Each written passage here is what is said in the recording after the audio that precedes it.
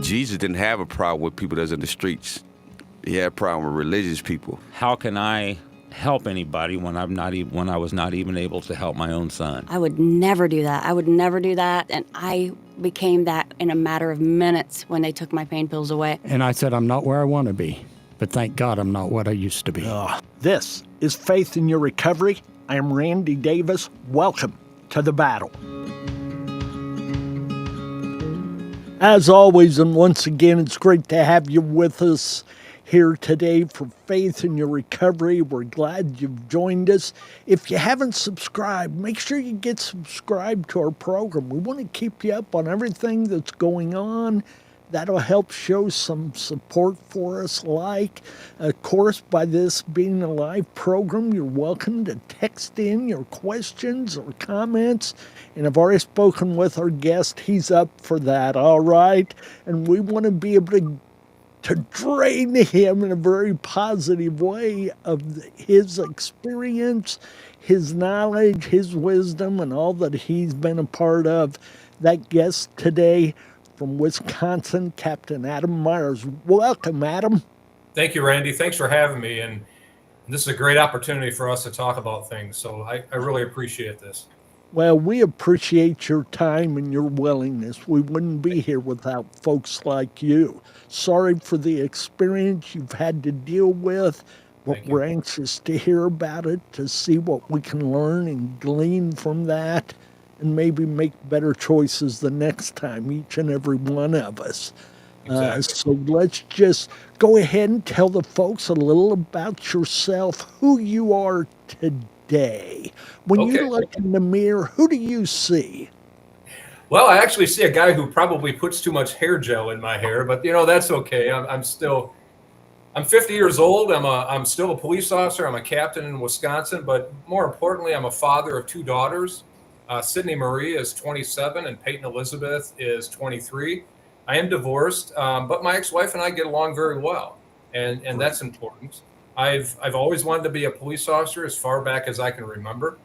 When I was a little boy, I lived on Highway 20 or Washington Avenue in the city of Racine, which is in Wisconsin, and I'd hear sirens and run up to the window and look outside and look at my parents and say, "Hey, an car," because of that siren. So they said the first time I saw a police officer get out of an car, I was just so in awe. And I looked at them and I said, "An car man? I want to be an car man." So I grew up and did what I thought I needed to do to become an car man. Graduate from high school, go to college, join the military, and I went through a critical incident in 2016, poorly coped, but I'm doing well now. I'm doing healthy now because I put myself first, and that's difficult for a lot of people, especially first responders, because we tend to put everybody else first and not take care of ourselves. But eventually the poor coping caught up to me and I couldn't do it anymore, and I had to put myself first. So, and I'm glad I did, because one of the reasons why you and I are speaking together, because otherwise I have no doubt I wouldn't be here. We want to hear that story about that incident here in a little bit. I'm interested. You said something there that kind of strikes a tone with me. I'm also a veteran of the U.S. Army. Tell us a little about your military experience, please. Sure. I was active duty, 5 years military police in the Army. Went to training at Fort McClellan, Alabama, which is Anniston, Alabama. And then after that, I was stationed at Fort Bliss, Texas, which is El Paso, Texas. I didn't go overseas. I didn't see any conflicts, but I did military police support on the base. And I thought that was great. That just kind of confirmed that I wanted to be a police officer. All my life, I wanted to. And then I figured, I'll join the Army and be a cop in the Army. And I loved it. It gave me the training, the experience, the discipline, the confidence to keep going, not only as a police officer, but just in life. I mean, it instilled in me, more work ethics and good work ethics and morals. And it was a great experience. My military experience was one of the best things that's ever happened to me. As far as maturity in life in general, it made a world of difference. And I still draw still Yeah. draw on much of that. So that's where you had your first connection as an man, yeah? Yeah, an Urquhart man, you betcha. I mean, it was, Urquhart, yeah, yeah. yeah, the camaraderie that I experienced in the military, I have never experienced that anywhere else. I mean, you still have it in the law enforcement profession, but just something different about being in the Army, just something different about that camaraderie in the military. And that's important. I would encourage everybody to join the armed forces, you know, one branch or the other. It was a great experience, and I've carried that with me throughout my life. You know, I was just telling my wife the other day that if I had the opportunity to reconnect with somebody from my future, my military friends would be right at the top. That was Absolutely. back in the Vietnam War that I served. I was in Germany, never under any danger of any type. Okay. But still, that connection, as you said, that camaraderie, that counting on each other and knowing you could Oh yeah, count on each absolutely. other made a And just world of difference. and just like any other job, you know, there may be people that you don't like that much or whatever, but you were still there for each other. You Of still backed course. each other up. It didn't matter what your personal opinions were. You were there. You were a team, and that camaraderie is great. I come from rural east central Indiana, and to get in there with folks from Boston and LA and Texas, Right. you know, Oh yeah. connections I had never made and Right. don't know when I would have. I'd have been much older and would not been as receptive, I'm sure. So it was a good thing. And I recognize for some it's not. Those Right. who end up on that field of battle, that's not a smiling, celebratory kind of moment. I'm thankful for them, but I'm thankful for those who have served at home and abroad. That's a long-term history in my family. So Yeah. you come back home from the military. What's life look like at that point for you, Adam? Well, you know, I was married at the time, and I had my oldest daughter, Sydney, and I just got to work right away looking for a job. I wanted to be a police officer. I moved back to my hometown in Racine, where it all started, where I wanted to be a police officer, where I was born and raised. And I actually applied for the Racine Police Department, and I went through the process. And about a year of going through the process, I was hired. I was hired by my hometown. It was great because I still remember after I was done with training and being in my squad car driving in downtown Racine, the county buildings had these big mirrored windows. And I remember looking over and seeing myself, you know, driving the squad car. And I'm thinking, wow, I'm really doing it. This is great. And so I had a great opportunity to police the community that I love, that I was raised in, and then I had a family, and it was great. So take us to the next level. Let's go back. How big of a town, city, whatever the case may be, is Racine? An approximate population. Give us a ballpark. Sure. Racine at the time was 85,000 population. It's located between Chicago, Illinois, and Milwaukee, Wisconsin. So, and bordered by Lake Michigan. So we got our fair share of activity from, you know, the bigger cities and our city ourselves. And then after about 5.5 years, I moved up north and joined another police department. My ex-wife and I moved up north, kind of try to get back to the basics of a family. Racine was pretty intense with policing, just because I was a third shift evidence technician. So I went to a lot of the homicides, a lot of the gang crimes, a lot of the drive-bys, stuff like that. And there just came to a point where I became calloused to some of that. I remember one specific time I remember walking into a bar with all my evidence gear, and I look over to the right, and there was a deceased man in the doorway, and I'm thinking, okay, just another body. Let's get to work. And it's not just another body, and it doesn't matter if they were a gang member or if they were a CEO of a business or homeless. It's still a person. It's still somebody's son. So I started getting callous. So I started looking elsewhere for a job, kind of smaller community, and in hopes to reconnect as a family, and then just reconnect as being a police officer. That I've spoken with many officers over the years. I've never been in law enforcement directly or even indirectly, other than a chaplain for the county sheriff's department. But I've heard those similar words from many of them. And I have seen that through our work with those who suffer through addiction and struggle with all of that. How Right. they're oftentimes just thought it's just another addict. It's Right. just another Right. junkie. And to a point, don't misunderstand me, anybody, but I almost get it because it's the same guy they helped yesterday or the day before, and there he is again. Yep. They brought him back. They got him to the hospital. They Narcaned him, whatever the case may have been. But it's still, as you said, it's somebody's loved one. Even Right. if that loved one has passed, there's somebody who cares about us all. And so, all right, so you moved to that smaller community for a different pace and, different circumstances. Did that play out as you hoped it would? It didn't, but first, Randy, thanks for your chaplaincy. I appreciate that. Sheriff's departments, police departments, they all need that. So, bravo to you, because I'm sure you've heard and seen things that you probably wouldn't have.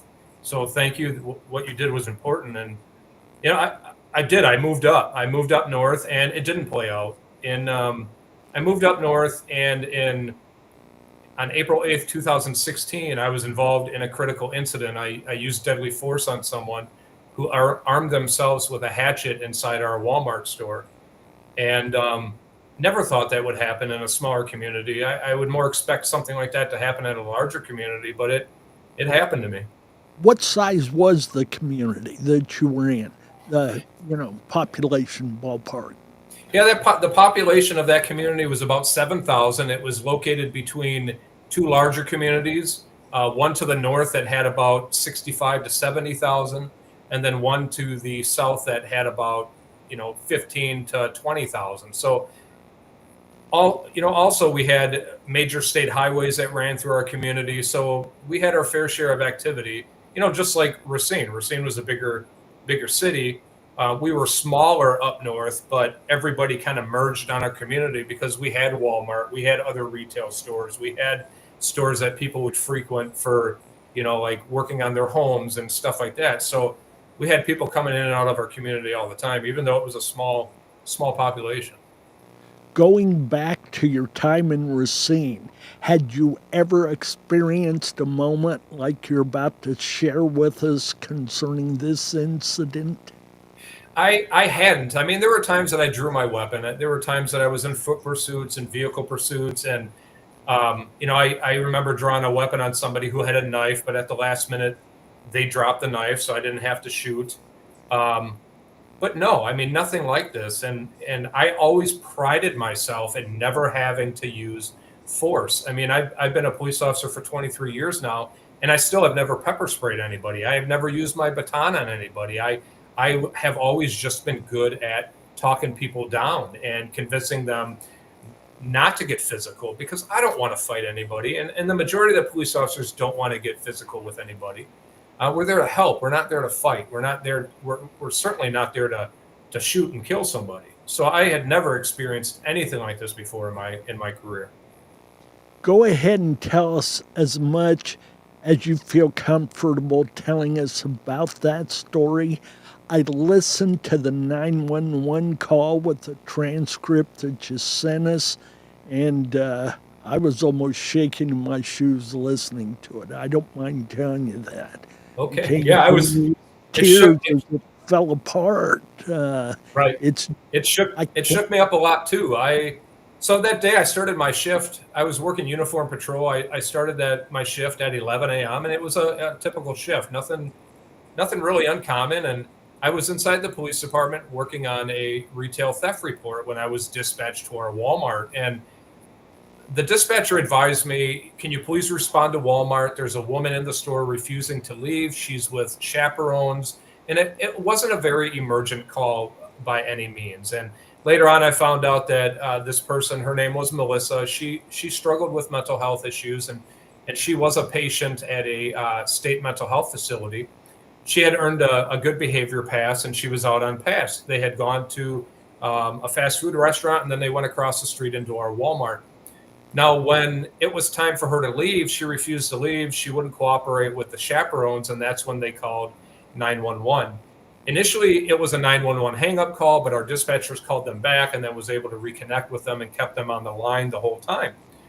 So I grabbed my laptop and I walked out the back of the police department and jumped in my squad car and started driving to Walmart. And like I said, it wasn't very emergent, but then dispatch advised me that she was trying to she was ripping open a knife from the packaging in sporting goods. And that's when I turned my lights and sirens on and I stepped it up at a higher rate of speed. And then, things changed right there. And I remember when I'm responding, and if your listeners aren't aware, a lot of Walmarts are set up the same.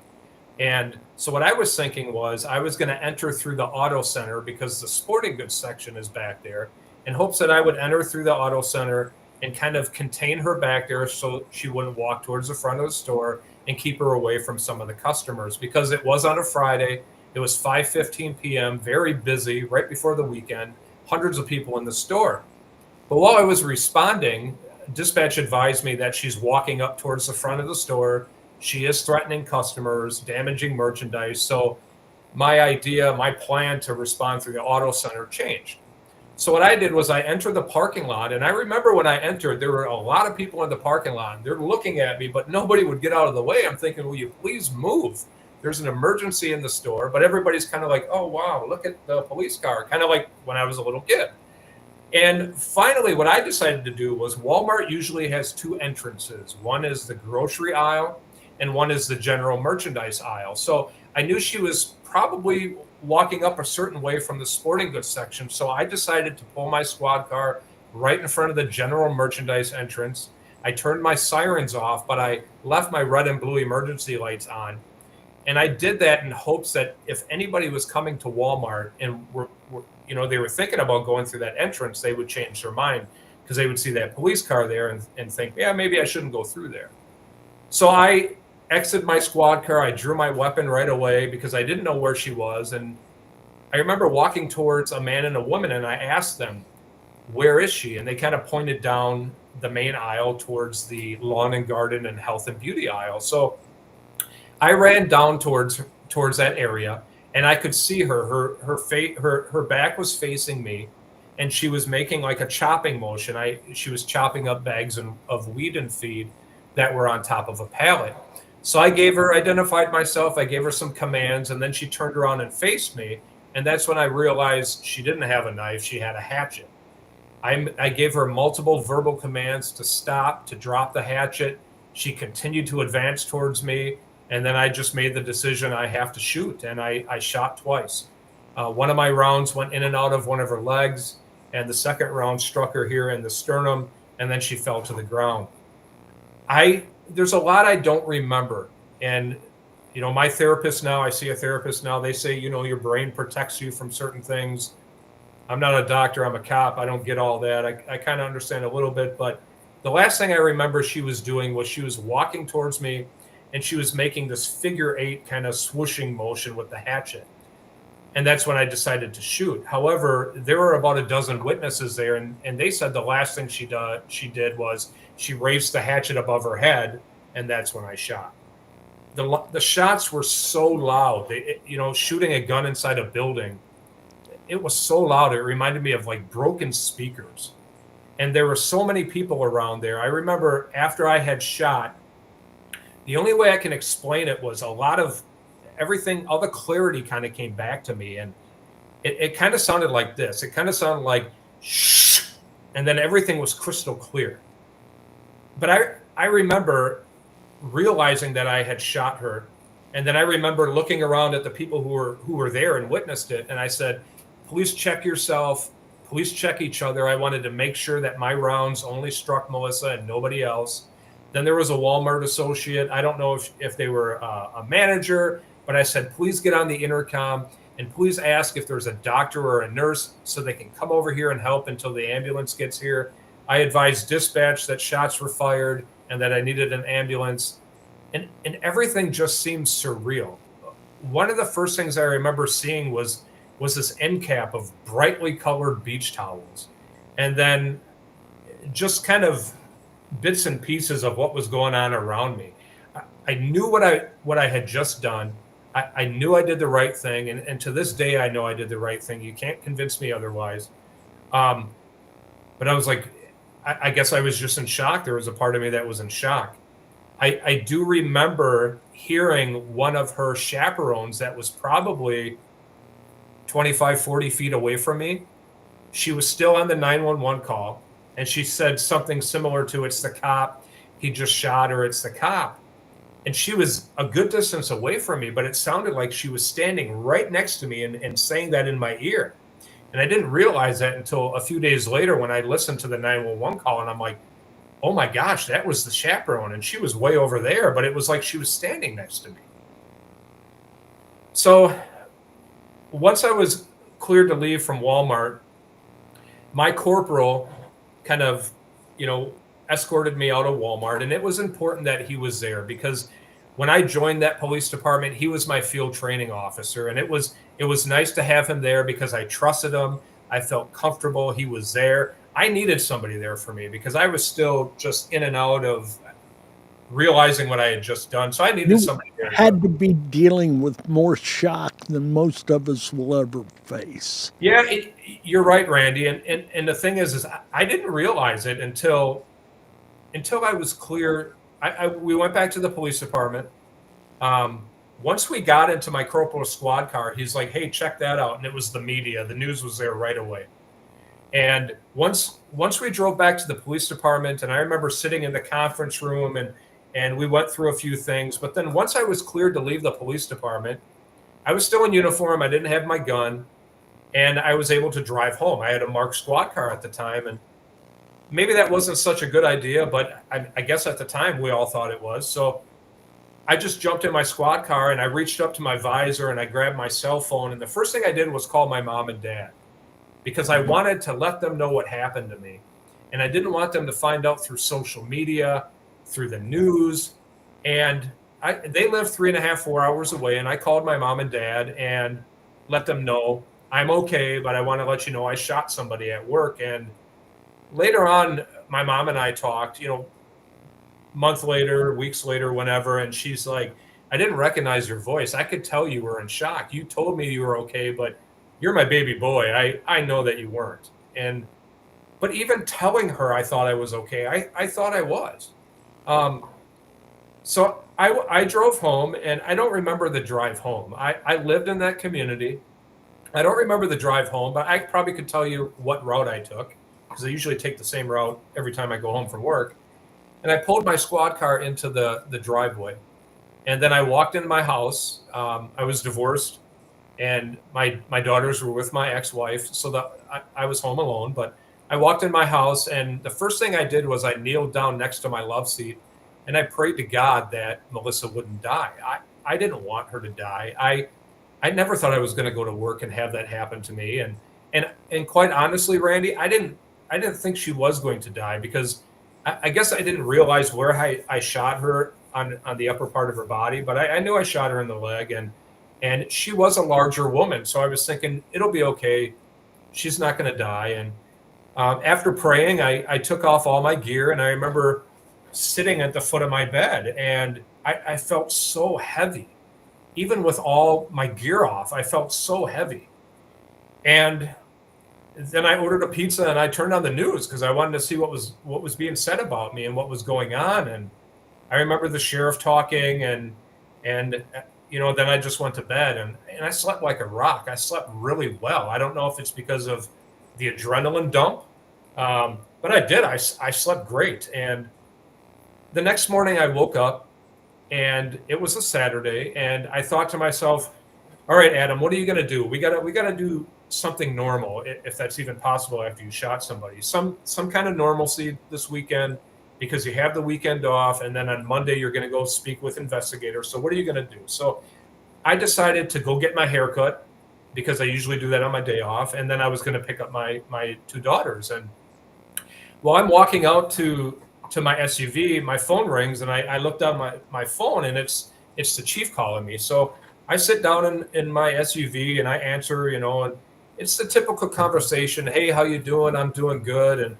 And he asks, when can you come see me? And I told him, I said, I'm going to go get my haircut first and pick up my kids, and then I'll come see you. And I think he asked, when would that be? And I said, maybe around 10 o'clock. And my chief told me, well, I didn't want to tell you this over the phone, but she died. And we talked later, and I respect his decision and admire his decision for telling me that, because he wanted to tell me right away. He didn't want me to find out through social media or the news. Just as you didn't want your folks to find out. Right, that too. And I remember ending that conversation, and I'm getting chills now, but I remember just sitting there and thinking, this changes everything. I killed somebody. Now what's going to happen? And thought, can you identify that thought? You said, now what's going to happen? Yeah. Does that mean professionally, personally, or you don't even know for sure? Everything. I mean, what's all involved now? I mean, I took somebody's life. I know this is a big deal. I know this doesn't happen a lot. It had never happened in the history of the police department that I worked for. What's going to happen to me? Am I going to get sued? I mean, just everything. There's no basic protocol to understand what the next step is. Right. And I knew, I was like, all right, here we go. I'm going to go through all kinds of stuff. And I didn't even know what all kinds of stuff was. But I went and got my hair cut, and I briefly remember that I didn't go get my kids. I think my ex-wife and I may have spoken and said, just, keep the kids with me. That's okay. And that was great. But then I did. I went and spoke with my chief and sat down in his office, and he advised me that he was going to release my police department photograph to the news and let them know who I was and stuff. And I was thinking of a million different things, but at the time, what I was worried about was my police department picture was what I considered my fat police officer picture, because I had the chicken neck and everything. And I was worried about that. And I even remember asking the chief, can you give me an hour so I could try to thin up this photograph before you release it? And he's like, we're not going to do that. I was worried that, hey, it's going to be on the internet forever. And it is. But that's what I was worried about at the time. But yeah, and I still don't remember much about that weekend. It was all kind of a blur up until Monday when I went to the sheriff's office and met with investigators. Since you've been undergoing therapy for all of this with your counselor and all, what has been his or her lessons about how people normally, if that's the right word, respond or react following an incident like yours? Did you follow the textbook? Did she or he, that counselor, say, this is pretty much the way that we would have expected you to? Or help me with that, if that question makes sense. Oh, yeah, it absolutely does. And like you said, I do see a therapist. This is a tactical police vest, and you see police officers wearing this. And, I have another patch here, and it says, I see a therapist. And I do. I see one every Monday at 5 p.m. I'm sitting on the couch talking to my therapist, and I absolutely love her. She's great. And a lot of the ways that I coped over the years was, very, very poorly. I have another patch here, and it explains some of my coping strategies, and they were alcohol, casual sex, and drugs. And when I shared this with my therapist, and when I share this with other people, they tell me, Adam, the way you're coping is more common than you realize. You're not the only one. And it didn't make me feel better about my behavior and about how I coped, but it made me realize that there's so many people out there that do cope this way.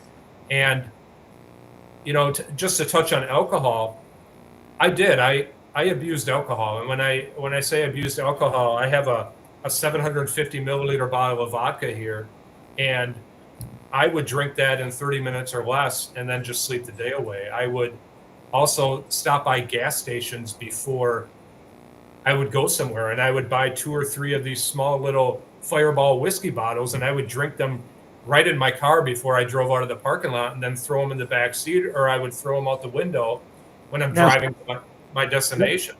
Let me back up here. Sure. Are you still on the department at this time? I am. I always did that off duty. I never drank on the job. I always did this on my days off, but I am. I was cleared from the shooting, and I went back to work, and I continued to do my job. And even a year after my shooting, I was promoted to the police department's first detective. So not only was I dealing with my shooting, but then I would go to homicides, suicides, fatal crashes. So all the cumulative stress from that, and trying to, while I was poorly coping with my shooting, all this other stuff just kept piling on and piling on. I'm thinking of something that was said earlier as a part of that coping strategy, and you're being calloused, different officers being calloused in situations. Had the shooting incident that you were involved with, do you believe that calloused you? Did it make you more sensitive? Or can you even identify where you were at that time? I can. It didn't make me calloused. It made me more. I have another patch, and this patch says hypervigilant. I was hypervigilant. I was tuned in, more tuned in than I had ever been. What if this happens? When I knocked on the door, what if somebody barges out with a gun or a knife? So I wasn't calloused. It did make me a lot more sensitive. It made me more tuned in and aware of my environment than I had ever been before. So with these label strips that you keep showing us, do you wear those publicly today? I How don't. do they work for you? I don't. I just wear them during public speaking, or I do them like I'm speaking with you, Randy. And I do that because kind of a visual aid. A lot of people, when they see police officers, they can see the patch. They can usually, they can see the police, but they don't see hypervigilance. They don't see alcohol, casual sex, and drugs. They don't see, I see a therapist. But that is the reality of being a first responder. Not for everybody, but for some of us. And that's okay. It's okay to be that way. We've had several first responder type individuals here on our program. We hear about how they're called out to an accident. Sure. They're taking care of a 3-year-old who dies in their arms. They take care of the situation as far as they can. They go back to their facility, their post, whatever it may be called. Right. And they pour a drink, and before they can get it down, they're called to another incident. In no possible way could they have even began to process what they'd just been through, and they're asked to do it again for the next 8 hours of their shift after serving 4 hours. Right. So it's just an unbelievably complicated thing. But I like your labels there, okay, that you've given yourself. Pictures worth 1,000 words. Well, those words you have on paint the picture that we don't often consider, or we don't often get to identify. Yeah, so, absolutely. What kept you moving forward? You mentioned the alcohol, the casual sex was on the one, the drugs. We're going to talk more about those in a moment. But Adam, what kept you moving forward? How did you not just break down into a pile of broken person? I think a lot of it has to do with early in my life, my parents instilled good work ethics and good morals in me. And even in the military, I learned a lot of stuff, even though I didn't go to war or any conflicts. But I just felt I got to keep going. I got a job to do. I got to help people. I'm not going to give up. I love being a cop. I love it. And people say, oh, don't love your job, it's not going to love you back. I do. I love being a cop. So I just kept going, and getting promoted to detective. I had never thought ever that I was going to be a detective. And now, hey, I'm a detective. So now I gotta do a good job. And I wanted to do a good job. I love being a cop. So I just kept going. And I think my poor coping strategies, I just would do those on my days off, or on my Friday when I would go home knowing I had 3 days off. Then I'd hit the bottle that night and do it for 2 days and then have 1 day to recover and then go back to work. But I love that community. I love working at that police department, the people I worked with, the people I worked for, and I had a job to do. I was back at work, and let's just keep going. I'm going to guess you're the kind of person who has higher expectations of himself than anybody could possibly have for you, and that you're going to continue to battle to meet that personal expectation. Is that pretty close? Yeah, a little bit. Yeah, and I'm very self-critical of myself too. I mean, I notice things that other people don't, and I speak with my mom about certain things, and she's like, Adam, you did a great job. Nobody sees what you're talking about. You did fine. And even when people thank me for doing certain things, I might make kind of a excuse, or and my mom's like, sometimes you just need to shut up and say thank you and you're welcome, and that's it, because people aren't going to say thank you if they don't really mean it. And yeah, I mean, you're right, Randy. I had somebody do that to me the other day. They just told me face to face, I have something to say and you're not to say a word. And it was very flattering and a little uncomfortable in that respect, but it was their heart and their feelings. I accepted it. Yeah. Go ahead. We've got about another 10 minutes here with this episode, 8 or 9, and we're just going to jump right into episode 2 here in a little while, folks. So stay with us. There's a lot more story. We're hearing the background. We want to hear what Adam's about today. He's got a not-for-profit going on. I also want to go back, and I saw the tag you had on there a little bit ago that talked about the addiction. Share with us the addiction. I know there was a lot of self-harm involved in your recovery process, as well as the suicidal ideations. Sure. I mean, I have that patch again, and it does. It says alcohol, casual sex, and drugs. And, we touched on alcohol, but with the casual sex, I would meet women online mutually to have sex. And there were times that we'd meet, and within 30 minutes we're having sex. There were even times I would meet somebody, let's say at 10 a.m., and we'd have sex, and then I'd meet somebody else at 3 and have sex. And, sex to me is fun, exciting, playful. It's something you share with somebody that you care about. But this was strictly just to feel good and it was to numb the pain, to help me escape. And I remember laying in bed with a woman one time after we had sex, and I'm thinking, this ain't working for you anymore, Adam. You need to knock this off. I started not liking who I was. And, I was always worried, too, that what if I get her pregnant? What if I catch an STD? But even with that worry, it wasn't enough for me to stop. But, then we talk about drugs. I tried marijuana for the first time in my life. And a lot of people think, pot's no big deal. So what? But so what? It was a big deal to me, because all my life I prided myself in not doing any kind of drugs and staying away from that. Randy, I remember when I went to the MEP station before going into the Army, and some of the officers were asking me, have you ever done marijuana? And I said, no. And their response was, mm-hmm. I mean, you could tell they didn't believe me, but I'm thinking, I didn't. And they said, well, you can still be military police if you did. You just have to be honest. And I was like, I've never done that. But after my shooting, my behavior and my poor coping, I didn't care. I didn't care about anything. I wanted to feel good instantly, numb the pain.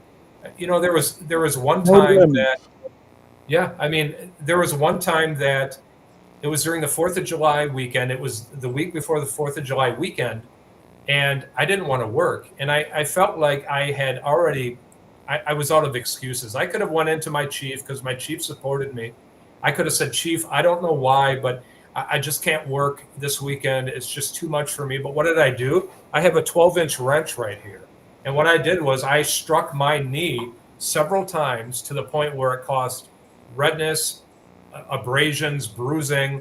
And then I went into the urgent care at the hospital, and I lied. And I said I fell down my back steps and hit my knee on a manhole cover that covered the septic tank. So it's a hospital. So what did they do? They checked x-rays. They gave me a prescription for pain meds. They gave me a doctor's excuse. They gave me crutches. And then I hobbled into the police chief's office saying, here's my doctor's excuse. I can't work. And I still feel guilty about that because I lied. I lied to my chief, the one man that I absolutely know supported me 100%. But I felt like I had to lie to get out of work. You know, and what you mentioned about self-harm, another thing about self-harm is suicide. I mean, this patch right here is suicide. That's the real deal. You can't come back from that. And I guess there was a part of me that wanted to die by suicide. I can't explain what I'm about to share with you because it still doesn't make much sense to me. But I mean, this is a complete plastic replica of my duty weapon. There's no working parts. It's all plastic. But what I would do is when I was intoxicated, I would remove the magazine, clear the chamber to take the bullet out, the round out. And then I would put it to my temple and pull the trigger so I could hear that metallic click. There's a metallic click when you pull the trigger of a gun. And I don't know why I did that. I easily did that a dozen times, but I never thought about killing myself. But then how do you explain that? And then I'm thinking, how many times did I do that when I was so blackout drunk that I don't remember? I very well, I could have killed myself. And my family or friends would have found me and they probably would have been like, we get it. Adam was depressed. He's sad. But I never really wanted to kill myself, but I don't have any other explanation to that. I mean, that's so self-destructive. I mean, that could have ended my life. Adam, let's finish up this segment over the next 2 or 3 minutes here. Is there anything you want to back up on or add to what you've said, or a warning you want to give, or a caution to folks? I just, I want to talk about mental health. And I know we're talking about that now, but I just want people to know that it's okay to talk about your mental health. You're not alone. Please don't suffer in silence. If you're struggling with addiction, alcohol, drugs, sex, anything, there's so many people out there that are willing to help you. And not just because they're getting paid for it, not just because it's their job. One thing that helps me, I mean, we talk about a therapist, and one thing I'll talk about also, I have another patch. And I take medication. And here it is right here, 20 milligrams of Lexapro. I wake up every morning, I go to the bathroom, I pop a pill, and I continue on my day. This helps me. Therapy helps me. Speaking with you, Randy, this is therapeutic. So please, there's so many resources out there if you're struggling. It's not easy to get help. It's not easy to take that first step, but it's so important and it can be helpful. Awesome. You know what? As we go into this next episode here in just a moment, which we're going to do almost immediately, let's begin once again with the mental health. Through some personal losses and all, I've watched what mental health can do, and we want to give the folks some encouragement. And I like what you had to say. The key and the biggest thing we can ask for in our lives sometimes is, help me. There's no shame in that game. We all have our shortcomings chemically and everything else. So let's just go ahead here. We'll go into this next episode and discuss that. Folks, hang on. We're ready to hit you again here. God bless, and thanks for listening to this one. Go back and hear it all. All right, here we go again. Thank you for being with us here on Faith in Your Recovery. This is episode number 2 with Captain Adam Meyers. of a police department in Wisconsin. He shared with us the story of an incident he was forced to be a part of by his profession, and by the moment had to make a decision nobody ever wants to make, and it ended up taking someone else's life. If you go back and listen in, you'll get that full story and the details, some of the effects that it's caused. You see the I take medication police tag on his vest there. He's got several tags and he's interchanged them often, and that's a powerful piece as far as the visual goes and as far as explaining where he's at now, who he is, and what he's about. Adam, thank you for being so transparent during our first episode, sharing that story. I can't imagine the emotional draw that had to be on you through the years, but you fought back to this point of recovery. We just finished the last episode by talking about mental health, and I have no idea what numbers are concerning mental health, but I know I lost my mom to a suicide. She took her own life when I was 23, and that was back in the day where we didn't know how to deal with that at all. That meant I was told more than once, your mom was crazy. I had people telling me that face to face at 23. And I knew she had struggles. I didn't know how bad they were. Today, we've still got stigma and bias. It's not as great as it was, or we wouldn't be talking about it on this podcast. We wouldn't be allowed to. Exactly. Basically. So go ahead, bring the folks up. What do you want them to know about those with mental health struggles and issues? You fought through your own as a result of this. It's not like we're pointing a finger. Right. That's what we're about here. But go ahead, tell the folks, give them some encouragement and hope for themselves, for loved ones they may have that are dealing with mental health issues. Absolutely. Thanks, Randy. I'm going to replace this patch, and I'm going to put this one on, and then I can show the other patches while we continue to talk. But I just want to say just what the patch says. It's okay to talk about your mental health. You're not alone. Please don't suffer in silence. There's so many people out there willing to help. And you're right, Randy. There is a stigma associated with mental health. I truly believe there always will be. I think it's going to get better. It's getting better right now because you and I are talking about things. And I'm sorry to hear about your mom. I can't even imagine going through that. I'm not going to act like I know. And I'm sorry to hear that. But it is important to talk about it. And I truly believe that many people don't seek help because they don't want to be shamed. They don't want to be criticized. They don't want to be labeled as crazy. I mean, I remember when I was hired by my new police department, and while I was interviewing at other police departments after I was terminated, I thought nobody's going to hire me. I'm going to sit in this interview. They're going to listen to what I have to say, and they're going to be like, this guy's a nut. We're not going to hire him. And when I speak from my own experience, I truly believe other first responders, other police officers don't reach out for help. And most people don't reach out for help because of that stigma.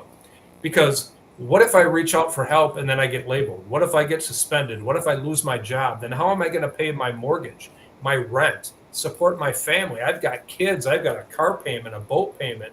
I got a snowmobile. I got all this stuff. So you know what?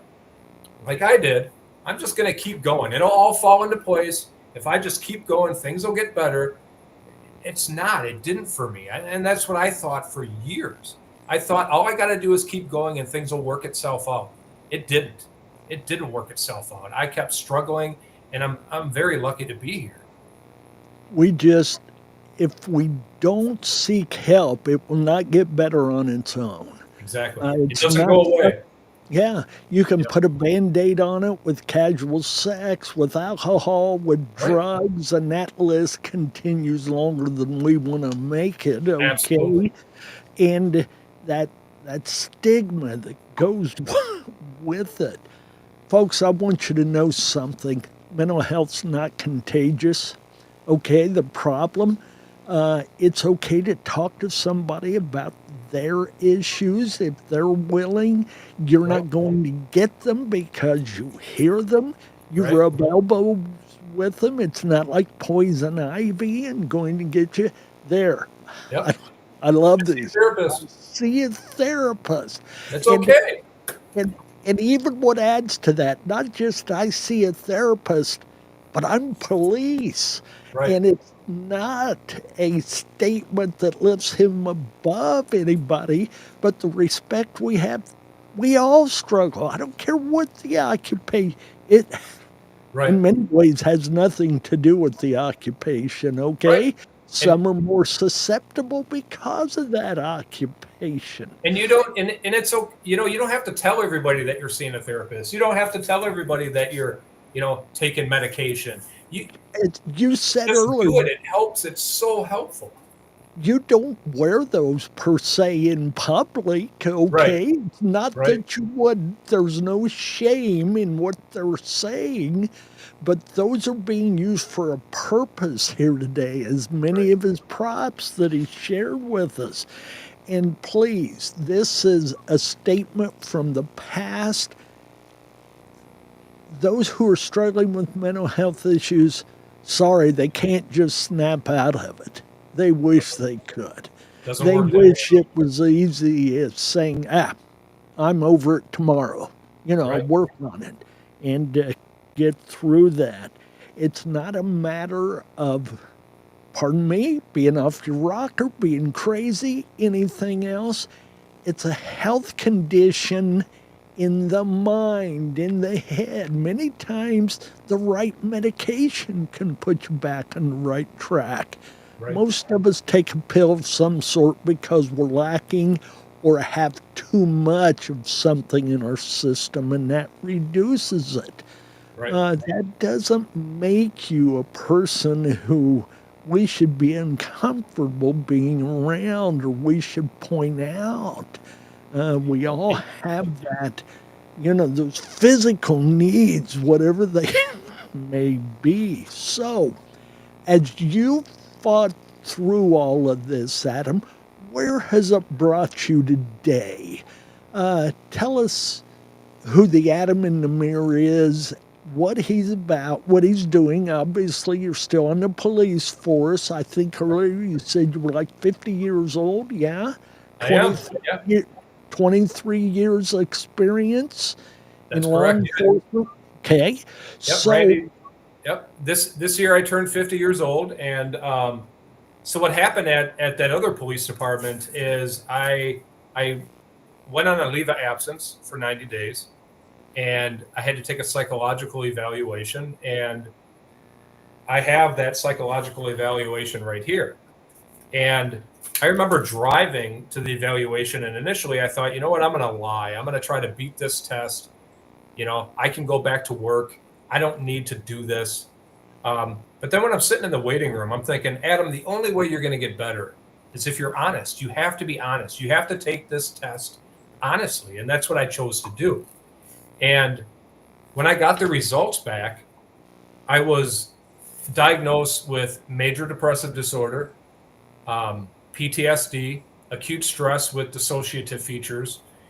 But when I read this evaluation, I started crying. I was reading the inside, and it explained who I was and so many answers to the questions I had over the years. So I chose, hey, let's take a 90-day leave of absence and let's go to therapy. And I did 2-3 times a week. I was doing really, really well.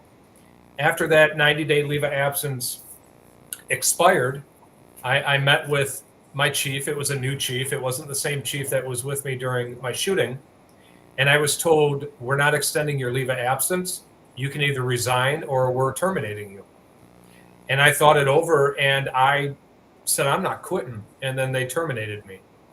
So after 14 years of working at that police department, never being disciplined, receiving medals, receiving awards from senators, from representatives of the state, from police department, I was terminated. And I remember walking out of the police department thinking, what next? I really felt abandoned. I felt like they just washed their hands of me like I wasn't their problem anymore.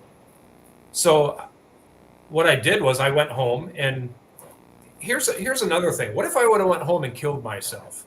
Because all I wanted to do was be a cop all my life. And now I get terminated because of something that happened at work, something I had to do. What if I would have went home and killed myself?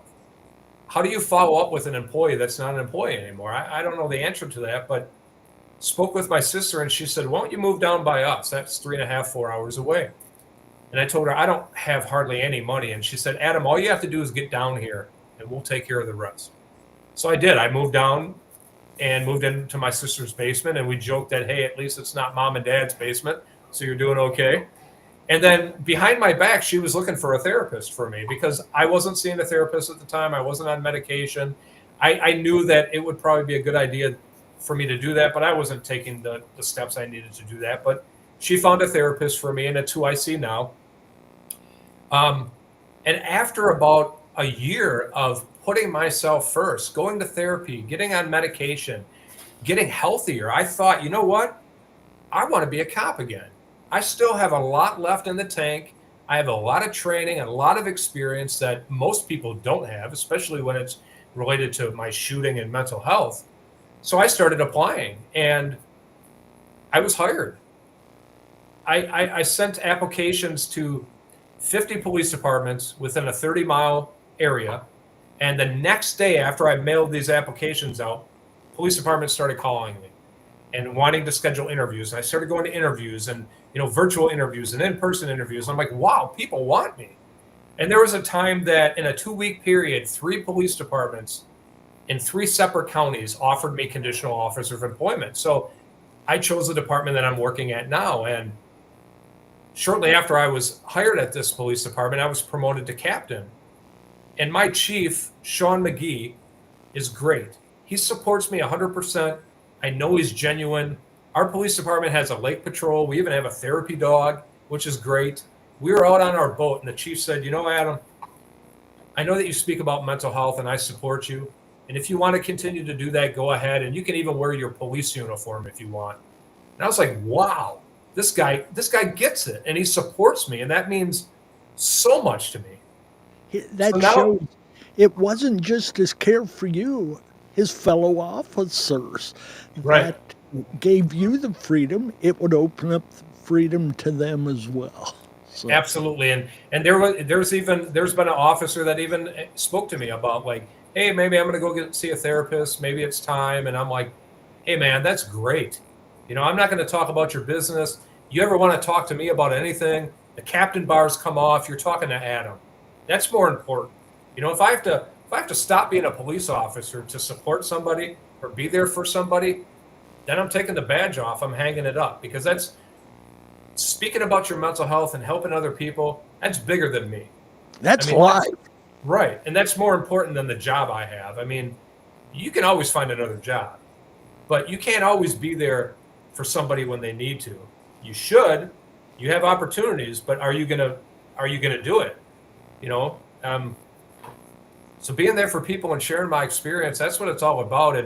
And I'm religious. I was born and raised Lutheran. I was baptized. I was confirmed. I was an acolyte, youth group, church every Sunday. And I truly believe I'm here speaking with you, Randy, because this is the journey that God wants me on. Doesn't matter what I want. Doesn't matter if I like the process I went through. This is what he wants me to do, and I'm doing it.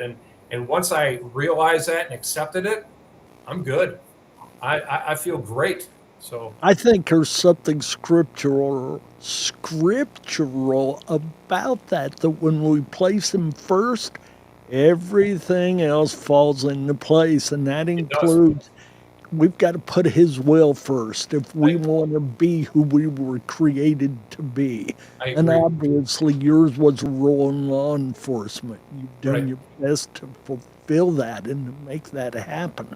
Yep. Adam, lots of times as you've shared here, the things you've said have caused me to think back to some of my friends and situations they've been through in ministry. maybe turned their back on their obedience to God or whatever the situation may be, an affair, whatever. And all of a sudden, the church is kicking them out. They're losing their job. Their bishop or superintendent's gotten a hold of them. They're no longer welcome in ministry. Their whole world crashes in a matter of moments. Where do they go for help? You made the comment earlier, I don't know how you deal with someone you've just, let go. They're no longer your employee. Right. And I see that in situations. We've got to think through the moment. I'm not saying they should be doing active ministry tomorrow or be in the pulpit this Sunday. They do need help, but how are we set up to help them? It's not just washing your hands and turning away from them. We've got to help them through the moment, or as you said, what if they go home and decide suicide's the only way out of this?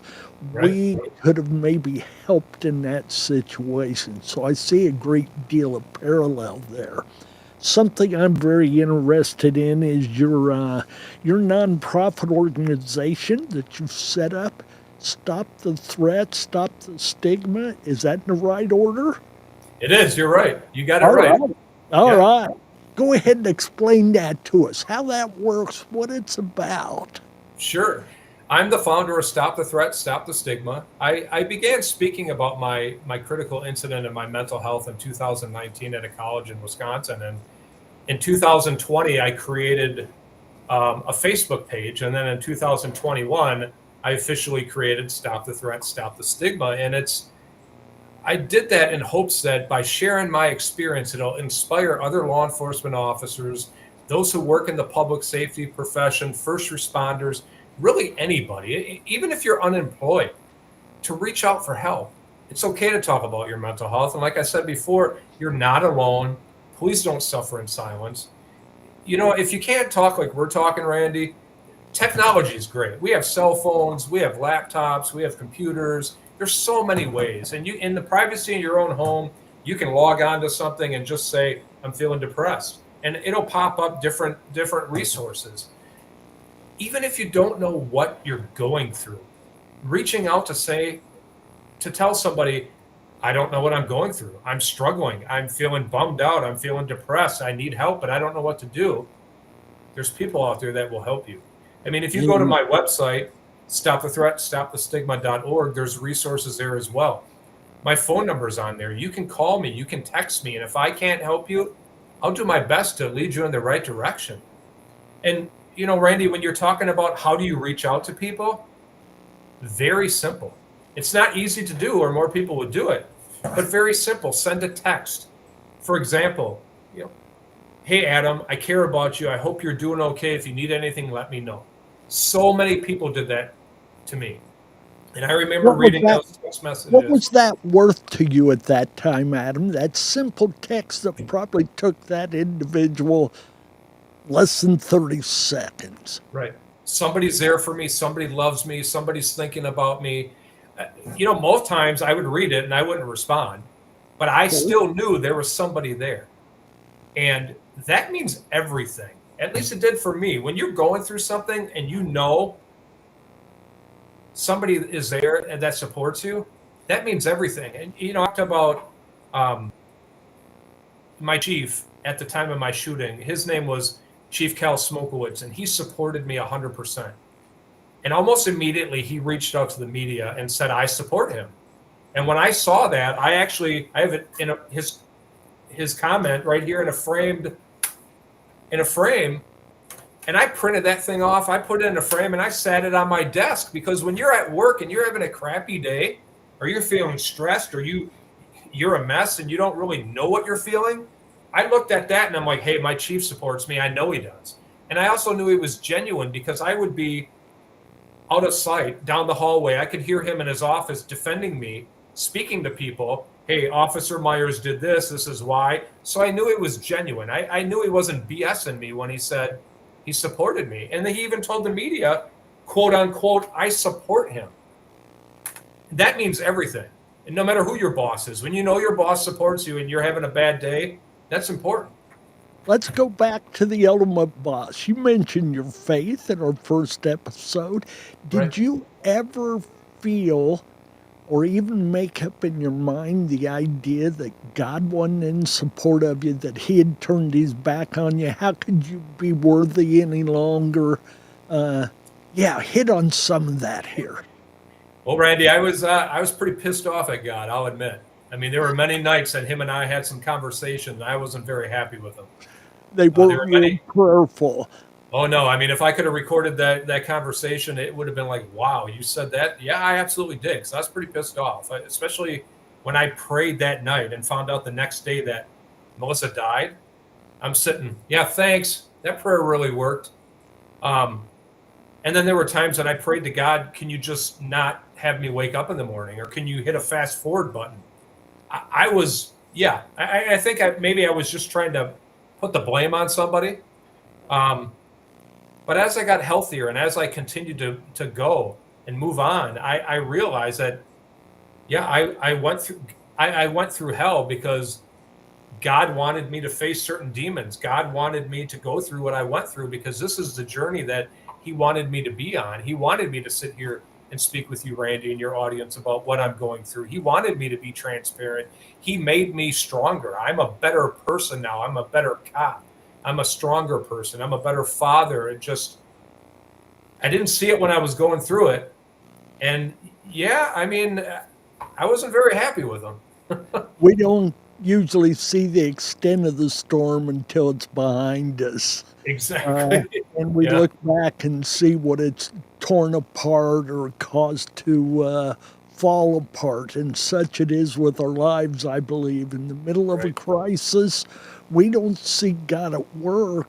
We wonder why he isn't showing us the next good thing that we need. Right. And so we continue to hang in there. What kept you on the good path? I know you said you grew up Lutheran, you were involved with the church and God through the church in many different ways, but what was it that kept you on the path in your spiritual journey as well as your recovery journey? I just knew deep down God was with me. Even when I was going through all the crap I was going through, I knew that God was with me. And I fell back on my faith many times and remember different times in my life where, I made it through, and I made it through by the grace of God. I kept going because deep down I knew, I had faith. I knew it was going to get better. I just had to keep going. I didn't know it was going to take years. I didn't know it was going to take like 9 years. That's a long time to wander in the wilderness, but I was wandering. I mean, but then I look back and God blessed me. God truly blessed me. He made everything okay. He helped me get through that because I survived and I'm here today. And so I just fell back on my faith, and I didn't go to church all the time, but I did here, there. And when I did go to church, I truly thought that when the pastor was preaching or saying a sermon, he knew what I was going through. He was talking to me, and I'm thinking, wow, how did he know this was all going on? I mean, even now. So I'm thinking, I know that has to do with God. I absolutely know it. There's no question in my mind. Awesome. I think a Jelly Roll song, it's not okay, but it's all going to be all right. Yeah, absolutely. Sometimes we've just got to hold on one more day. That's Then true. the next one, God makes it clear in Jeremiah, his plans for us are not to harm us or to hurt us, but to give us and to make us a blessing. And Right. so we stay in there, it's going to happen.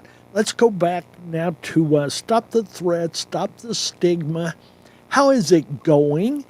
Is it doing what you hoped it would do? What kind of reports are you receiving? Is it the success that you kind of goaled? Or tell us about that. Oh, it's great. I never thought it would be the way it is now. I still remember I was sitting in a training and trying to figure out the name of it. Stop the threat, stop the stigma. What was I going to do? And stop the threat is, as police officers, we're trained to stop the threat, stop the stigma. That's more dealing with mental health, but also stopping the threat is stopping the threat of not getting help for mental health, the threat of losing your job, the threat of dying by suicide, the threat of losing your family. So stop the threat, stop the stigma is huge. It's doing more than I ever expected. I mean, I've reached out to police officers in the UK, in Canada, in Germany, in South Africa, in Australia, also in the United States. And I've found that we're all connected one way or another through mental health. It doesn't matter where we live. We can all relate one way or another. And when I speak publicly, it's great. Because so many people come up during breaks or after I speak and they say, hey, Adam, keep doing what you're doing because this is what happened to me. Another person will say, this is what happened to my boyfriend. I remember I was sitting on the couch one morning, sipping coffee, watching the news, and I received a message from a therapist that I had never met before. And she goes, you don't know who I am, but a police officer came and saw me today because they heard you speak and thought it was time for them to get help. And I'm thinking, wow. I don't even know who that police officer was, but I know he's getting help now because all I did was share my experience. And it's not so a bigger check than that. You don't receive a bigger check than that. It's great. One time I went to a field training officer conference hours away from where I was a police officer up north.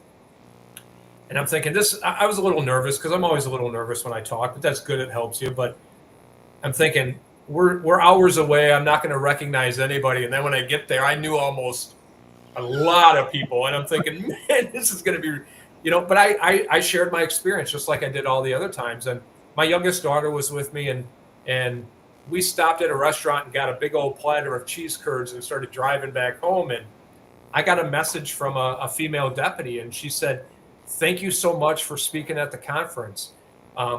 My boyfriend, who's also a deputy, is struggling with some things because he lost his father.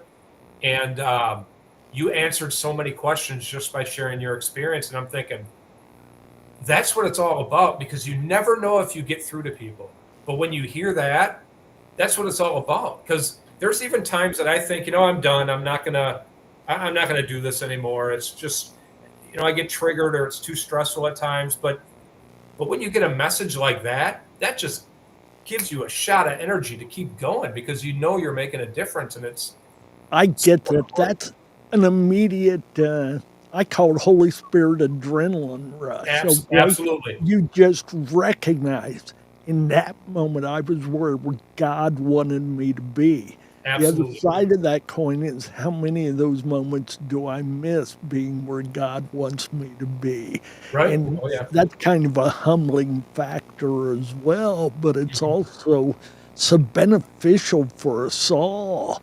And I've got to ask the question, it's not a deep one. We're mentioning the cheese curds. Cheese curds, Wisconsin, that means Culver's around here. Okay? That was Culver's. That's where I went. Absolutely. Peyton and I went to Culver's, and man, them cheese curds, I'm telling you, my mouth is watering right now. It's delicious. And the family size, it was almost like a bottomless pit. I remember driving and continuing to eat them. They were so good. So I think I've come to know you well enough. God will determine this.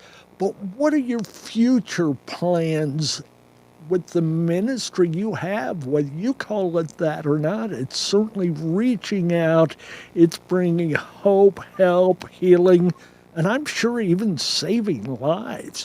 What's your next step in all of this, or where are you headed, Adam? I just want to continue what I'm doing. I mean, right now I'm doing podcasts here and there, and I'm writing articles about my experience. And when people reach out wanting me to speak in person, I do that. I think I just let things develop as they develop. I let God lead the way. And, maybe this year I do podcasts. Maybe next year I speak at more churches. I mean, I just keep going until something else happens. And it's truly important to share my experience. And I've realized that it's bigger than me. Those moments where I think I want to stop doing it, I really don't have a choice. It's bigger than me. And if that means continuing to be a police officer and doing what I'm doing now, or kind of hanging up the badge and continuing to share my experience, that's what's more important than anything. You'll be okay with it. I would.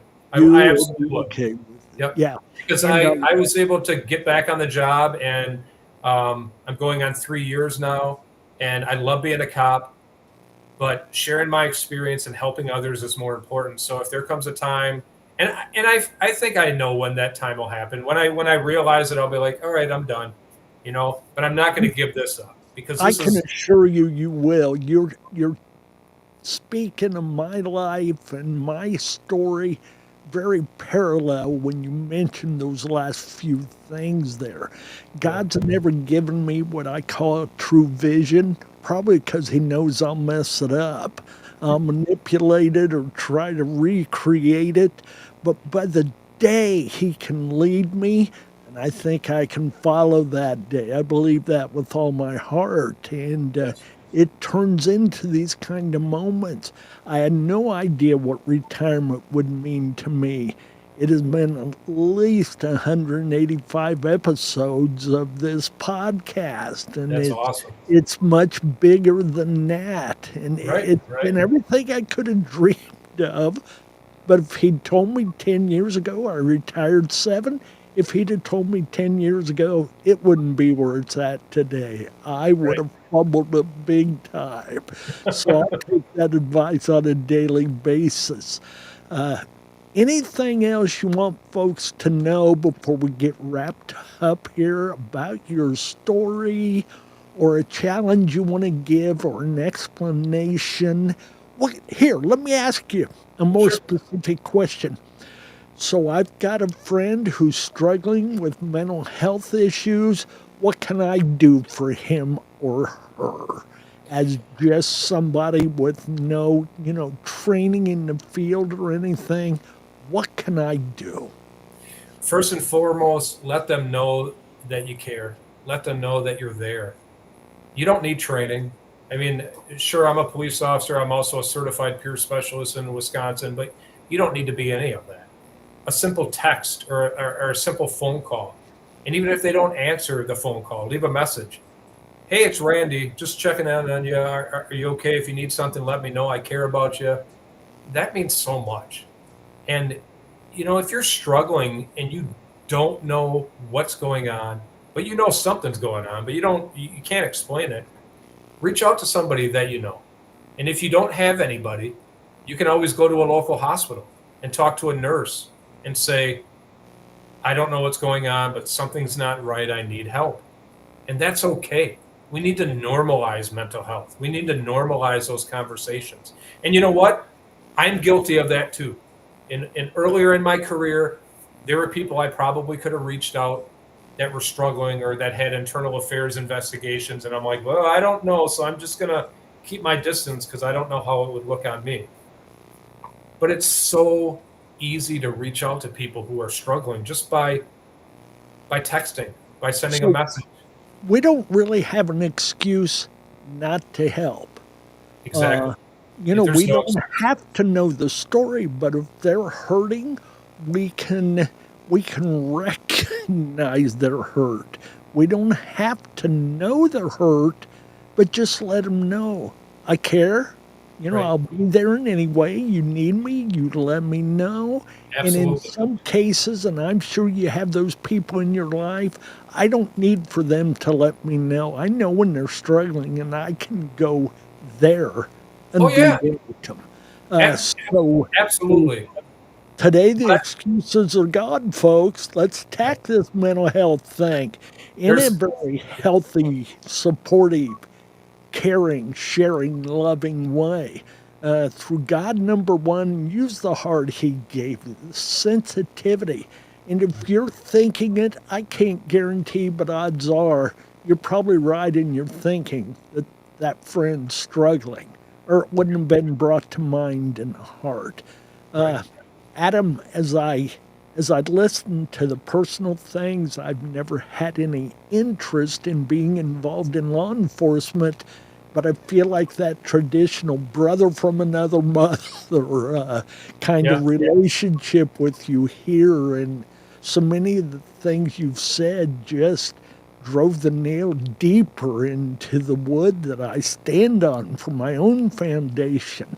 Thank you. Your willingness to offer what you have and to divulge the information and the struggles.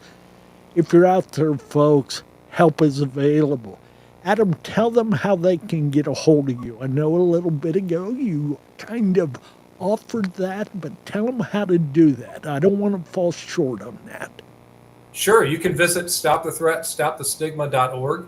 And while you're visiting there, my email is on every page there. You can email me at adam@stopthestigma.org. And my cell phone number is on there. My actual cell phone number to this cell phone. You can text me, you can call me, and I'll do my best to respond. I'll do my best to help in whatever way possible. And if I can't, I'll provide resources. I mean, just like Randy said, if you know somebody who's struggling, I had friends, many friends, that I would just go over to their house, have a meal with them, order a pizza, and just be present with them. You don't even have to talk about it, just to be there for somebody. And visit my website. There's resources, and you can even reach out to me, and I'll do my best to help. I'm blown away by that offer. I know it's genuine.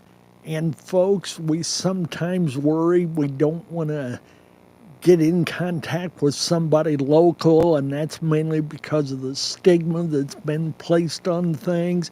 Right. There's an individual from Wisconsin that'd be glad to sit in and have cheese curds with you and talk this over. So make that call, make that contact. You're certainly welcome at our organization, A Better Life Brianna's Hope, ablbh.org. Get a hold of us. Let us know. Before we close here, once again, Adam, thank you for your time, your energy, your spirit, and your heart, and thank you for the work that you do. God bless, and I can tell he already has, but keep it up. Thank you, Randy. God bless. Appreciate it. Folks, thanks for listening in. If you didn't hear the first part of this, go back to the previous episode. That'll tie it all together. Next week, we're going to have with us Mike Smith. Mike's got an incredible story of all that he's battled and all that he's been through. He's had some military time. He's got a lot of things to share with us that you're not going to want to miss. Mike's a little rough, it sounds like, and I look forward to that. And I know we're going to be blessed. So connect with us again at Faith in Your Recovery. Next Wednesday, we'll be live at 4 o'clock EST time. We love you. Thank you. God bless you. And as always, stay in the battle.